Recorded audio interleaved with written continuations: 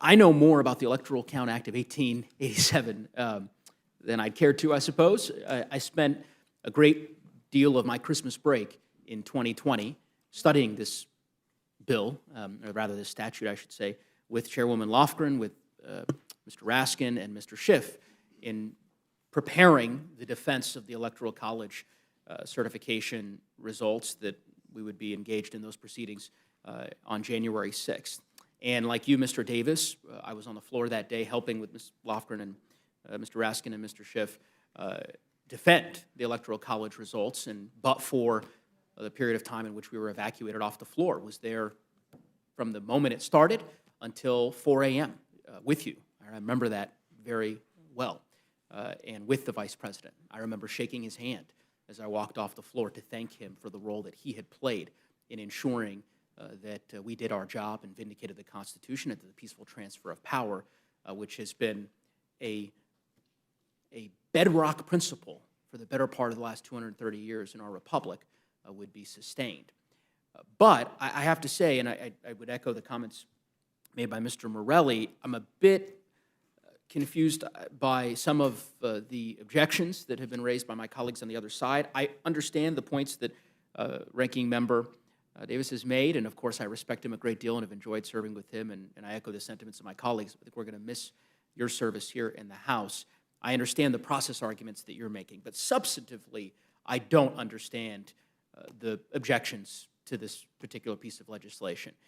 Simply because we were able to ultimately do our job after a violent mob attacked our Capitol does not mean that we should ignore the real deficiencies within the Electoral Count Act of 1887.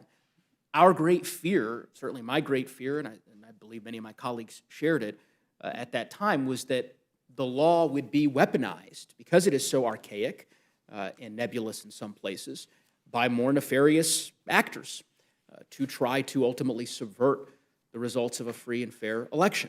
And that is exactly what was attempted, or rather what some folks attempted to do. I am grateful they didn't succeed, but they came awfully close.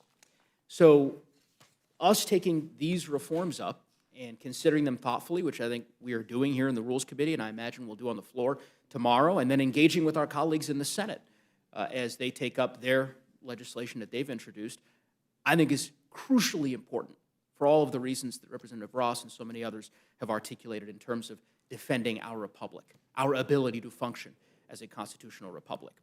I do have to say I find it very rich indeed for my colleague, he stepped away from Texas, the good doctor, as he entered into the record the list of members who have objected apparently in 2004. That's long before my time here in the House.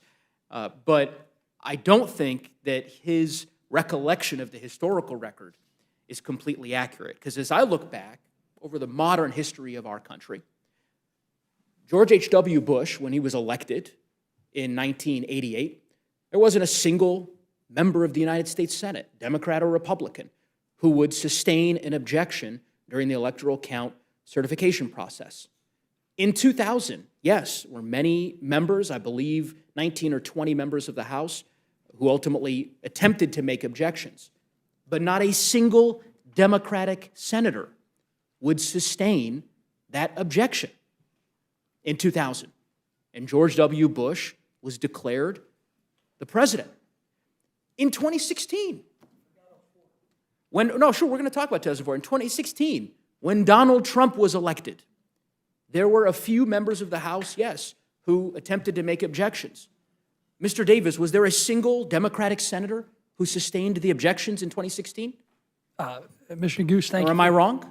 No, thank you. Thank you for the question. And I'm going to talk about 2004, yeah, so don't worry about it. I'll leave 2004 out of it. I'll talk about 2017. I was there. Sure. It was actually the first Electoral College certification process I've been through. I went back home during the 2013 one, so I didn't witness it. I came here thinking it was a ceremonial process. And you know what?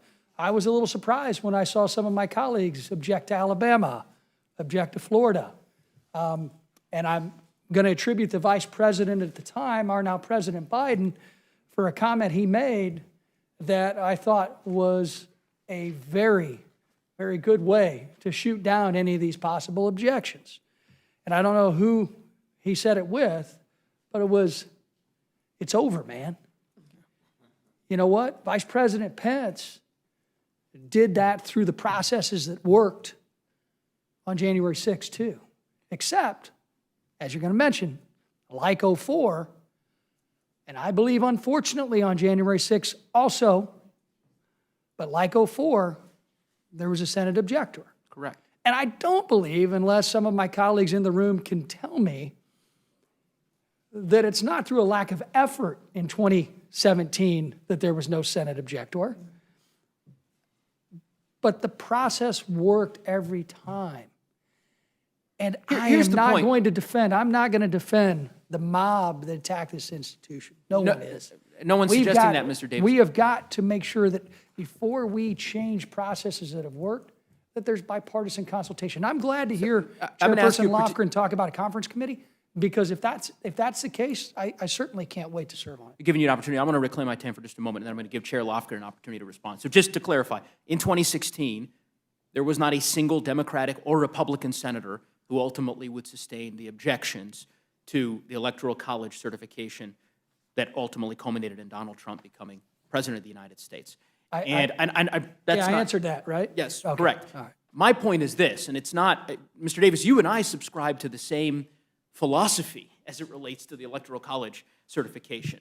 My objection is being lectured by my colleague from Texas, who voted to object to certify to the 2020 presidential election results, along with 137 of his colleagues, including every Republican member of the Rules Committee, and regaling us with tales of 29 people who voted against the objections in 2004. You're not wrong. I hear what you're saying, and you're right. In 2004, there was a Democratic senator who ultimately sustained that objection, right? In 2020, you had 7 with respect to Pennsylvania, 6 with respect to Arizona in the United States Senate. It is clear the march is on.